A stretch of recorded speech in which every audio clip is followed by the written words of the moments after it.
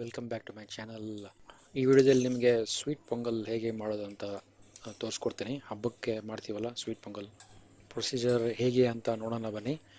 1 cup ಹೆಸರುಬೇಳೆ, 1 cup rice, 5 glasses of water ಕುಕ್ಕರಲ್ಲಿ ಹಾಕ್ಬಿಟ್ಟು ಕುಕ್ ಮಾಡ್ಕೊಳ್ಳಿ. 3 ವಿಸಲ್ಸ್ ಬರೋ ತನಕ.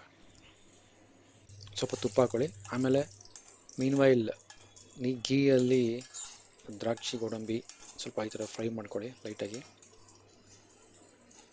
ಕುಕ್ಕರಲ್ಲಿ ಅದು ಕುಕ್ ಆಗ್ತಾ ಇರುತ್ತೆ ಹೆಸರುಬೇಳೆ ರೈಸು. ಅಷ್ಟರಲ್ಲಿ ಇದನ್ನು ಗೀಯಲ್ಲಿ ಹಾಕ್ಕೊಂಡು ಲೈಟ್ ಬ್ರೌನ್ ಬರೋ ತನಕ, ಆಮೇಲೆ ಈ ನೋಡಿ ಗ್ರೇಪ್ಸ್ ಎಲ್ಲ ಇದೆಯಲ್ಲ ಸ್ವಲ್ಪ ಬಲೂನ್ ಥರ ಆಗೋ ತನಕ ಕುಕ್ ಮಾಡ್ಕೊಳ್ಳಿ.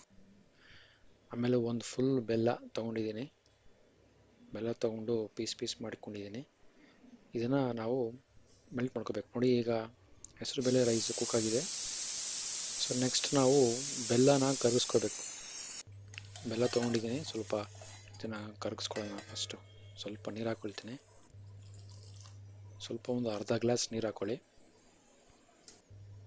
ಸೊ ನೋಡಿ ಬೆಲ್ಲ ಕರಗಿಬಿಟ್ಟು ಒಂದು 2 ನಿಮಿಷ ಈ ಥರ ಕುದಿಬೇಕು ಅಷ್ಟೇ. ಸೊ ಈ ಬೆಲ್ಲನ ಈಗ ಈ ರೈಸಲ್ಲಿ ಹಾಕ್ಕೊಂಡು ಚೆನ್ನಾಗಿ ಮಿಕ್ಸ್ ಮಾಡ್ಕೊಳ್ಳಿ. ಆಮೇಲೆ ಸ್ವಲ್ಪ ಏಲಕ್ಕಿ ಪೌಡ್ರ್ ಹಾಕೋಬೇಕು. ನೋಡಿ ಚೆನ್ನಾಗಿ ಮಿಕ್ಸ್ ಮಾಡ್ಕೊಳ್ಳಿ. ಸ್ವೀಟು ನಿಮಗೆ ಎಷ್ಟು ಬೇಕೋ ಅಷ್ಟು ಹಾಕ್ಕೊಳ್ಳಿ. ಬೆಲ್ಲ ನಿಮಗೆ ಜಾಸ್ತಿ ಸ್ವೀಟ್ ಬೇಕಂದರೆ ಜಾಸ್ತಿ ಬೆಲ್ಲ ಹಾಕ್ಕೊಳ್ಳಿ. ನಾನು ಒಂದು ಫುಲ್ ಗುಂಡು ಬೆಲ್ಲ ಹಾಕ್ಕೊಂಡಿದ್ದೀನಿ. ನೋಡಿ ಸ್ವಲ್ಪ ಏಲಕ್ಕಿ ಆಮೇಲೆ ಗೋಡಂಬಿ ದ್ರಾಕ್ಷಿ ಲಾಸ್ಟ್ ಟಚಪ್ ಹಾಕ್ಕೊಂಡು ಚೆನ್ನಾಗಿ ಮಿಕ್ಸ್ ಮಾಡ್ಕೊಂಡಿದ್ದೀನಿ. ಈ ರೆಸಿಪಿ ನೀವು ಒಂದ್ಸಲ ಮನೇಲಿ ಟ್ರೈ ಮಾಡಿ, ತುಂಬ ಸಿಂಪಲ್ಲು.